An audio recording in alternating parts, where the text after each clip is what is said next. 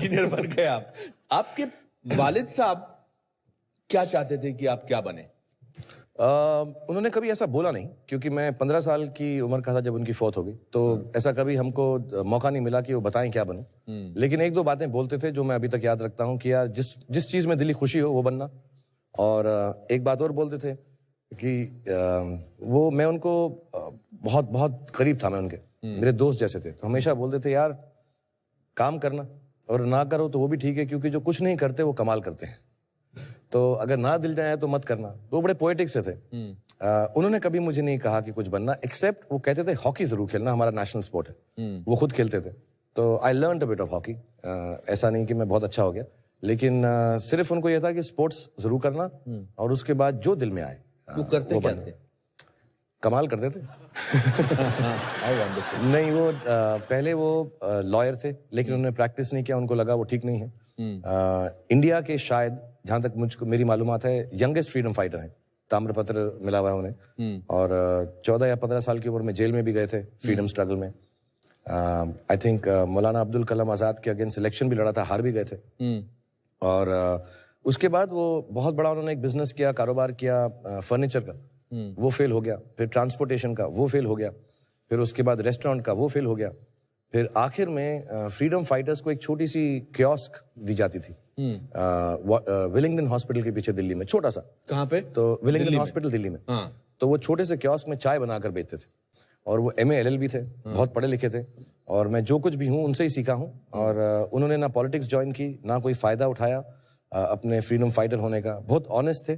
और आखिर दिनों में उन्होंने नेशनल स्कूल ऑफ ड्रामा में उसकी मेस भी चलाते थे। मैं आपको पूछने वाला था कि मुझे जब पता लगा कि आपके वालिद, आपके father national school of drama में कैंटीन चलाते थे या मेस चलाते थे, तो I was very surprise, because I think मैंने ज्वाइन किया 75-78 से, और वो 74 तक वहां पर थे जी।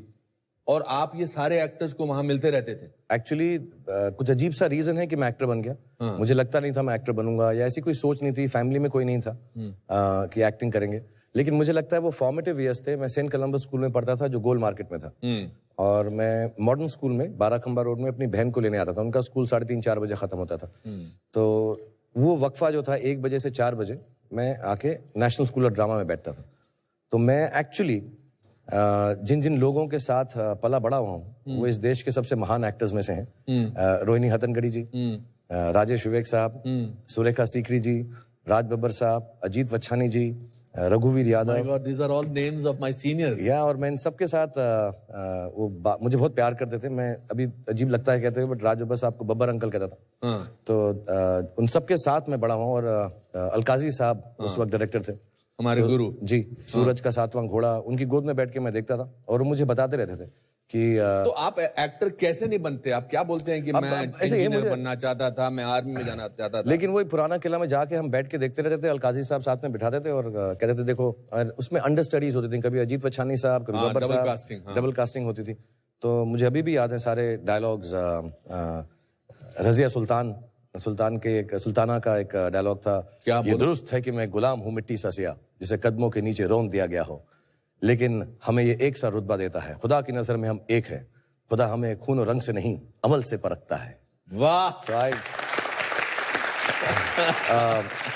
आई थिंक मनोहर सिंह जी, सारे मैंने सब बड़े बड़े एक्टर्स को देखा है, उनको रिहर्सल करते हुए तुगलक भी देखा होगा। मैं तुगलक भी देखा है, और सारे के सारे ये सारे प्लेस मैंने, तुगलक, सूरज का 7वां घोड़ा, मैं सब वहीं रहता था, उनके साथ रिहर्सल करते थे, ताश खेलते थे। ब्लफ सिखाया था हमको राज बब्बर साहब ने, ताश की गेम। सो मेरी जो अपब्रिंगिंग है, आई थिंक वहां कहीं ना कहीं मुझे ऐसा लगने लगा कि मैं भी कुछ एक्टिंग कर लूंगा। ऐसा दिल में तो नहीं आया था, लेकिन आई थिंक वो एटमॉस्फेयर इतना खूबसूरत था, मुझे बहुत अच्छा लगता। आपने क्यों एक जगह बोला कि my father is the most successful failure? क्योंकि मेरे जो फादर थे बहुत ही विनम्र और बहुत ही intelligent, soft spoken gentleman with a great sense of humour. और क्योंकि बहुत अर्ली उम्र में मुझसे उनका साथ छूट गया, 15 साल की उम्र में। तो आपका लास्ट विजुअल अपने पापा का क्या है? लास्ट विजुअल बहुत सैड सा है। आई रिमेम्बर उन्हें कैंसर था, तो वो ठीक हो गए ऐसा कहा गया। तो हम उन्हें घर पे लेकर आए, तो उन्होंने वनीला आइसक्रीम मांगी थी, and that was the first time he ate after 8 months of suffering from cancer, ये थ्रोट कैंसर। एंड तो वनीला आइसक्रीम खाई उन्होंने और हमें लगा कि अब तो ठीक हो गए, अब तो खाना पीने लग गए. And that was at about 11 or 12 in the night. And 4 o'clock What in the date morning. was this? This is on 18th October. या 19th October. And then 18 रात थी और फिर उसके बाद I went to sleep and my mother, I think, मुझे मालूम नहीं पड़ा, my mother woke me up and she said, Papa's in the hospital. वो वापस ले गए उनको. और जब तक हम पहुंचे 3-4 बज गए थे. एंड मेरा लास्ट विजुअल ये है, उनके पैर मैंने देखे और वो बहुत ठंडे थे जब मैंने उसे हाथ लगाया. And he had passed away. और that's the last visual. Then I didn't see his face. मैंने उनका चेहरा नहीं देखा क्योंकि मुझे बहुत दुख हुआ. और बट मेरी उनसे आखिरी मुलाकात यही है कि वनीला आइसक्रीम खा रहे थे. उसके बाद मैंने उनको नहीं देखा. Sorry to revive these memories, but just उसके कितने दिनों बाद आपके मम्मी का देहांत हुआ? He expired in 81. Mother expired, उनका देहांत हुआ 1991 में, 10 साल बाद. तो हम लोग उनकी ही डेथ से जूझ रहे थे अभी, क्योंकि सडनली वो चले गए और हमारी बहन की जो थोड़ी तबीयत खराब हो गई, उनको सदमा पहुंचा और अकेली औरत थी. तो फिर काम वाम पढ़ाना, और वो चाहती थी कि हम बहुत पढ़े लिखें. मेरे फादर भी ये चाहते थे, मदर भी. तो मुझे उनकी फौत के बाद मालूम पड़ा कि उन्होंने कितने लोगों से कर्जे लिए, कितनी मेहनत की, कि मैं और मेरी बहन जो है, मेरी बहन भी MLLB है, मैं खुद मास्टर्स हूँ. मैंने डिग्री नहीं ख़त्म की लेकिन मैस कम्युनिकेशन से. लेकिन उन्होंने कहा कि तुम पढ़ना ज़रूर.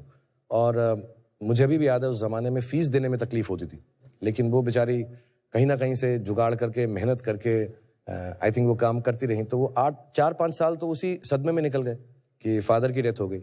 और जब तक हम उससे बाहर निकलने वाले थे, हमारी जो माँ थी बिल्कुल हेल्दी थी, बट सडनली एक दिन रात को उनको ऐसा कुछ दर्द हुआ पैर में और गए. उन्होंने कहा डायबिटीज़ है, और देखते देखते 1.5 महीने में उनकी भी डेथ हो गई.